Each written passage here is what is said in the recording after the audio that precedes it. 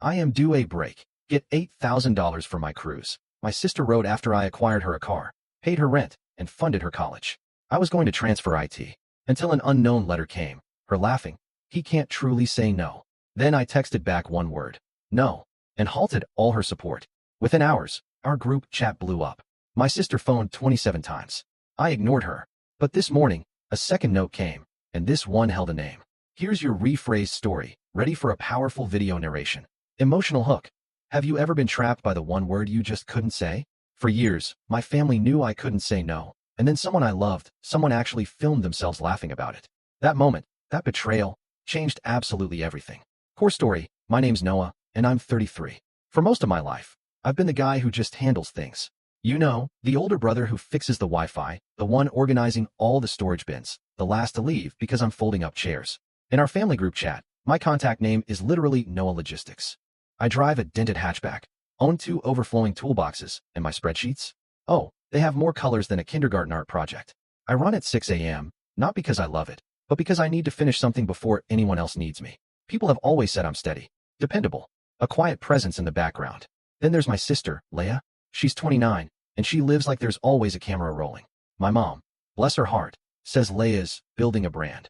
The same way other moms talk about finishing grad school. Leia knows her angles, her affirmations, her beige quotes. New jackets that somehow never look warm enough. She calls stress the work of transformation, and naps are non-negotiable healing. If you ask my dad about me, he'll just say, Noah's solid. But if you ask about Leia, his face just lights up. Leia is special. That's our family story, right there. Gold child, concrete child. Just last Sunday, we had what was supposed to be a simple family dinner. But you know how it goes, it always grows. Mom asked for Q4 intentions. Dad blasted music from a tiny speaker. Aunt Patrice showed up with her famous cheesecake, and no serving knife. Of course, I found a knife. I wiped the counters. I fixed the toaster. Leia? She arrived fashionably late, a scarf draped around her like a banner, kissing Mom's cheek. Everyone breathe in abundance, she cooed, half joking, half serious. Then she handed me her empty water bottle. Can you fill this with filtered tap? Tap makes me puffy. I just nodded. We ate. They talked about Leia's projects like people discuss the weather, big, important, completely out of our control. Collaborations. Retreats. A leadership cruise, someone mentioned, and everyone just hummed in agreement. When I quietly offered that my supervisor had given me more hours, Dad just said, proud of you, son. Then immediately asked if I'd check the printer upstairs because it's doing that thing again. Aunt Patrice clinked her fork. Here's to Leia, she announced. Our star. Everyone cheered. I cut the cake. Leia angled her plate towards a lamp. Can we move this?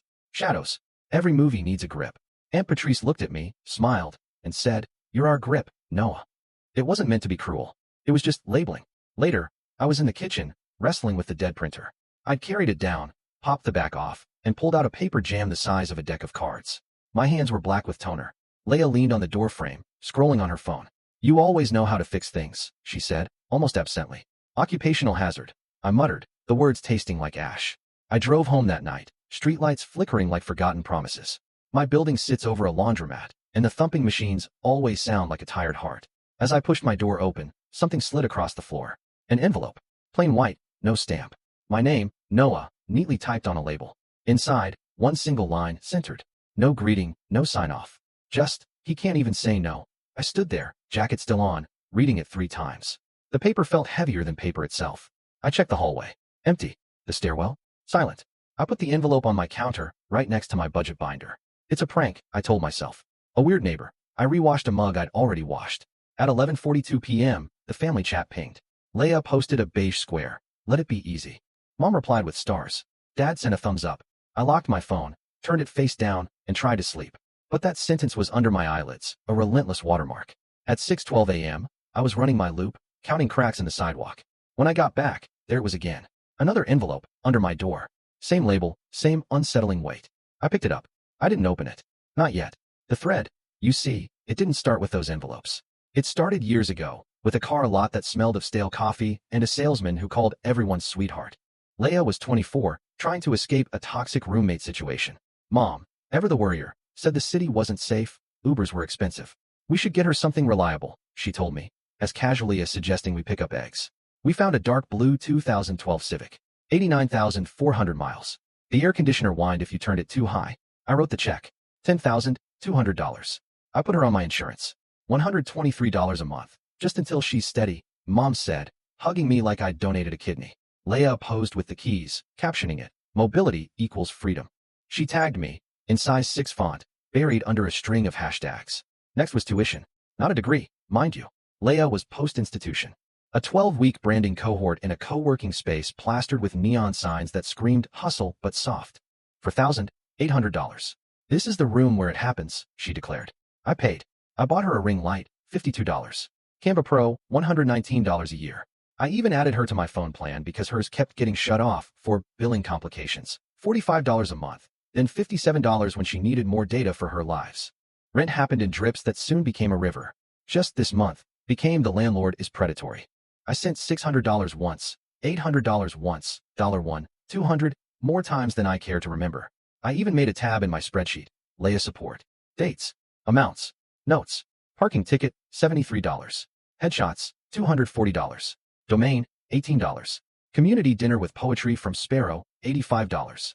Emergency dentist, $380. The totals just rolled forward in a pale yellow cell, a quiet car moving a cone. Small. Humiliation stacked up.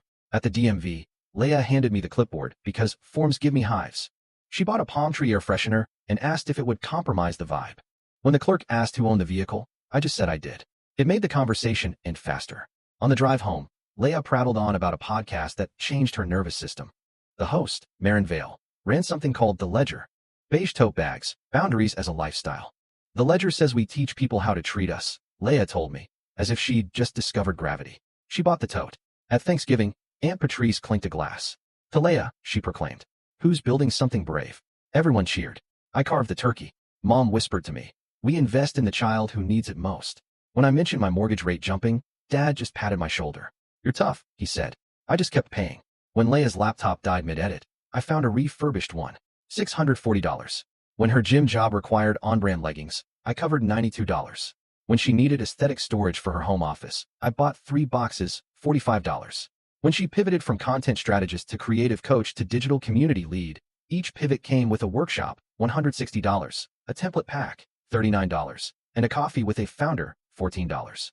I'll pay you back when my brand stabilizes, she'd always say. Always warm, always sincere, always later. In HQ, our family chat, my name truly meant logistics. Noah, can you pick up Dad's refill? Noah, check the HDMI. Noah, can you drive Leia at 6 a.m. for a shoot? Yes, yes, yes. Saying yes was always shorter than the argument. Last month, Leia got a part-time job at a wellness collective. The collective hosts an annual leadership cruise. I'd seen photos from last year. Yoga mats on a deck, champagne in silver buckets, sunsets that looked filtered. Leia's eyes turned into little suns when she talked about it. This is the expansion, she declared. This is the room where the ocean meets my future. Mom FaceTimed me, a serious look on her face. We're so proud of Leia, she said, moving the camera so close I could see every pore. She's been selected for the leadership cruise. Leia slid into the frame, hair shiny. I deserve a break, she said, after everything. How much? I asked, because that was my role.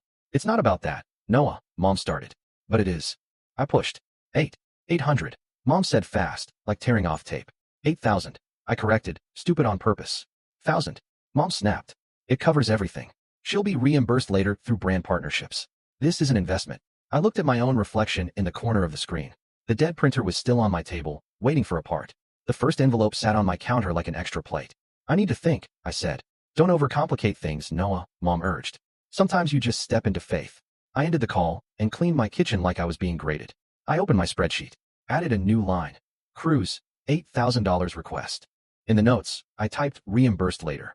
I changed the cell to orange so I wouldn't have to look directly at it. The second envelope was still there. I opened it.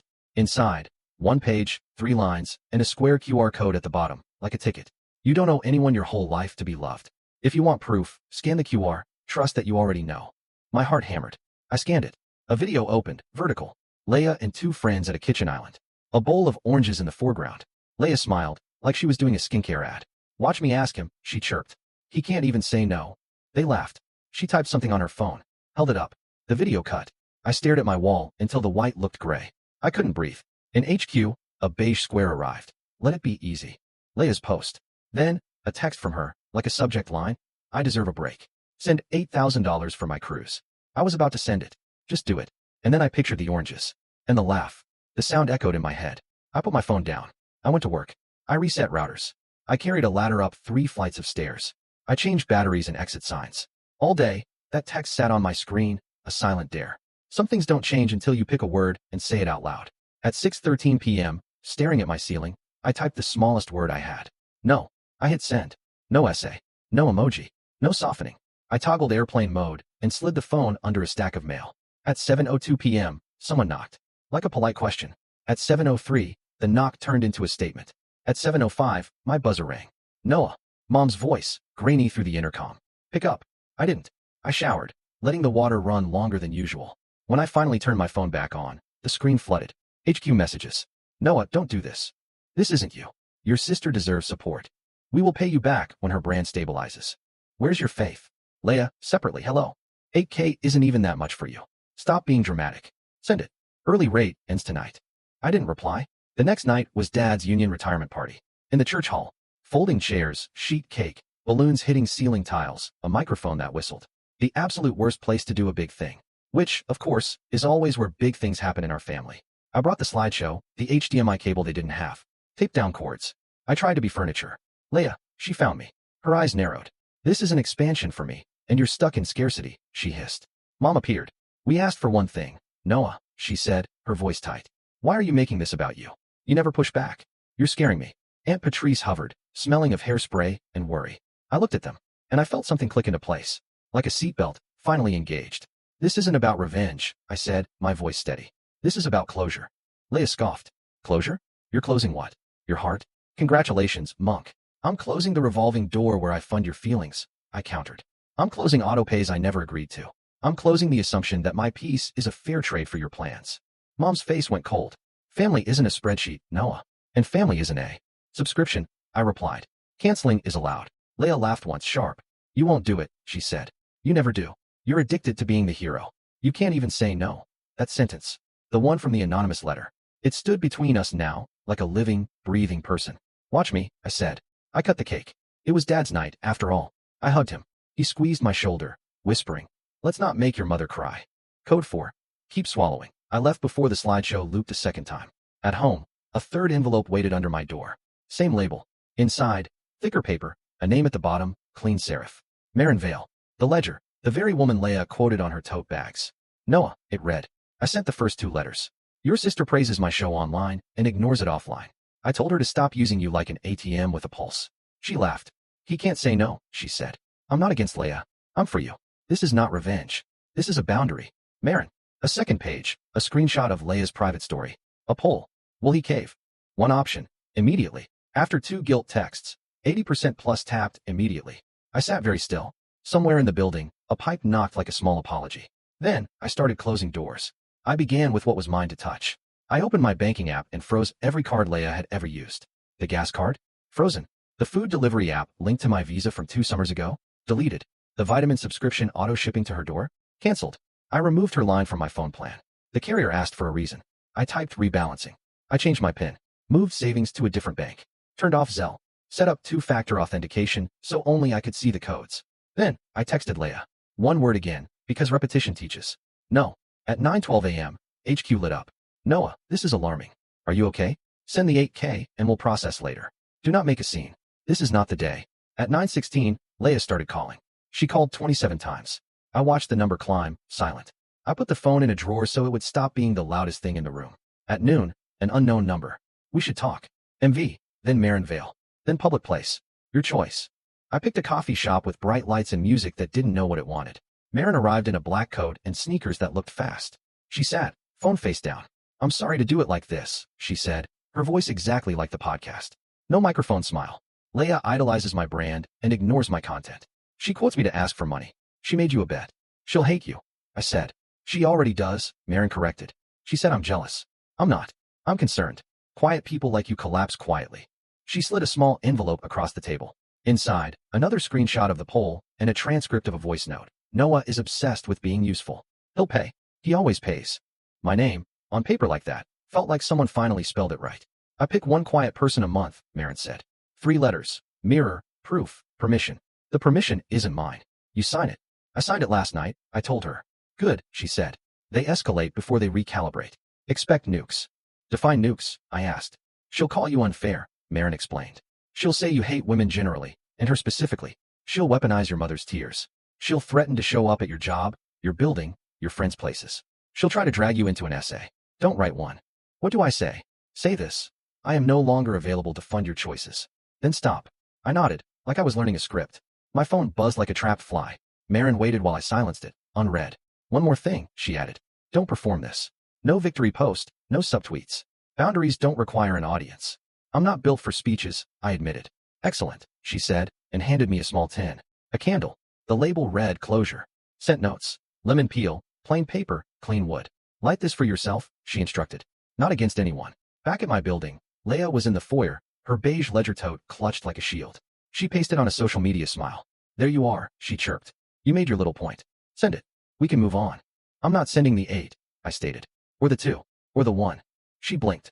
You're depriving me of an opportunity. You know I have a sensitive nervous system. You turned me into a pole. I shot back, my voice unwavering. She rolled her eyes. We were joking. You weren't, I said, my voice low. You were counting. She stepped closer. Open your phone, she demanded. Right now? Send it, and we never talk about this again. I'm also taking you off my phone plan, I added. It's my plan. You can get your own. Her mouth fell open. You did what? It goes off at midnight, I said. This is unacceptable, she shrieked. I feel unsafe. You feel unfunded, I corrected. She clutched the tote tighter. I don't trust Marin Vale, she snapped. I'm skeptical about how the ledger operates for girls who think saying no makes them spiritual. She wrote to me, I said. A crack ran across her perfectly composed face. She what? She sent the letters, I confirmed. With my name, with yours, with the poll. She would never, Leia cried. She's a feminist. She's a person who believes in budgets, I said. You followed the brand and skipped the content. For a second, Leia looked 12 again. The age when she'd cry because her favorite cereal was gone, and I'd bike to the bodega to get her more. Then the armor slid back on. You're dead to me, she seethed. And to Mom. And to Dad. We will tell everyone what you're like. Tell them, I said. She jabbed the elevator button 6 times, then took the stairs when it didn't come fast enough, her footsteps echoing down the hall. Silence. That night, Mom left 3 voicemails. The first was crying. The second was anger. The third was calm, like a hostage negotiator. If you refuse to participate in this family, we will go on without you, she stated. Consider the consequences. Dad sent a thumbs up to the voicemail. He still doesn't quite understand phones. Aunt Patrice texted privately. I get it. She wrote. But maybe send half. For optics. No. I cooked rice and an egg, added kimchi, and ate at my table while the machines downstairs thumped. I booked a therapist for Tuesday. I put my phone in a bowl with my keys. I slept. In a new group chat, Mom accidentally added me before removing me. She wrote. Should we show up at his job? Leia, bad optics. I'll cry in his lobby. Aunt Patrice, good optics. Tasha, Leia's friend, forwarded the screenshots to me with a note. You didn't see this from me. Also, low-key, Marin is a legend. I locked my door. Saturday at 7:40 a.m., Leia knocked for 8 minutes and 40 seconds. I know, because I timed it. Didn't want to exaggerate later. Open up, she shouted. We're talking like adults. I didn't. You embarrassed me, she texted through the door. I told people you were generous. Do you know how that makes me look? I didn't answer. Monday, my paycheck landed. I moved money into a category called health, one I'd always kept at 0 because it felt indulgent. I bought a better pillow. 3 pairs of matching socks. I meal prepped, not from fear, but from a new kind of future kindness. I took the long way home because the air smelled like bread from the bakery that starts too early. Wednesday, Leia posted a black screen. Some people only love you when you're small. She added her Venmo and a link to a wish list. Packing cubes, magnesium gummies, a glossy suitcase that would look great in a portfolio. People sent $5 in hearts. I didn't need to be in the comments. The cruise dates came and went. Leia posted from a friend's yard, with a kiddie pool and a ring light. Caption, create the life you want. I hope she does. Dad texted a picture of a bird in the garage. What kind, Noah, he asked. I wrote, cute. He replied, we're learning a new language, built from small things that are not a crisis. I lit Marin's candle one night. Lemon and paper. The room smelled like a new notebook. I wrote 3 lines in my notes app, just for me, not for the internet. 1. I am not a wallet with a face. 2. I am allowed to be boring. 3. This isn't revenge. It's closure. The next week, Leia got her own phone plan. She texted me the number. FYI. I wrote back, proud of you. No reply. That was fine. Pride doesn't demand a screenshot. It's quiet now. Not lonely. The group chat pings less. The world didn't end when I used a small word. My days have air where panic used to live. I eat breakfast at my table instead of in my car. I'm taking a bike repair class on Thursdays, actually fixing my own brake cable. I call my friend Malik, and we talk about movies that cost $4.99 to rent. The laundromat hum below me feels like a neighbor now, not a warning. Mom still sends beige guilt bombs. I mute them. Dad forwards memes. He still doesn't quite understand. I send one back. He replies, LOL, then what's LOL? We are building something small and workable. Leia hasn't apologized. She might never. She launched a series called Budgeting for Dreamers, where she tells people to track what you treasure. People clap in the comments. I don't need to be in the comments. Sometimes she texts logistics I used to handle. How do I change my insurance address? What is it deductible? If I have bandwidth, I answer. If I don't, I don't. Once, she wrote, I hate you mid-spiral, then ignore. I ignored. 2 days later, got my own plan. I sent. Proud. It fit. I kept the envelopes in a drawer, not a shrine. Evidence I needed. Sometimes I read the line that started it all. He can't even say no. And it feels like an old ID with the wrong address. I can say no. I can also say yes. The difference is that now, I choose. This isn't about revenge. This is about closure. I said it in a church hall, with balloons and a cheap mic. It's still true now, in my kitchen, with a humming fridge. Closure isn't cinematic. It's boring and sturdy. It looks like turning off autopay. It sounds like a phone that doesn't buzz for a while. Here's my rule now. I am not a budget line in someone else's plan. Love isn't debt. Support isn't a standing order. Boundaries aren't punishment. They're a map I can read in the dark. If someone asks me to trade my peace for their convenience, I'll reach for the word that saved me. And I'll say it. No. Then I'll make dinner, water the plant, and go to bed on a better pillow. I won't drain myself to keep a room warm. I won't be a walking wallet. I won't let solid mean invisible. I deserve a life that fits. And this quiet, simple, chosen life, it does. Call to action. So, I've shared my journey. It was messy, it was painful, but ultimately, it was freeing. I'm really curious to hear from you. Have you ever had to draw a hard line with family or friends? What was that moment like for you? Or what would you have done in my shoes? Let me know in the comments below.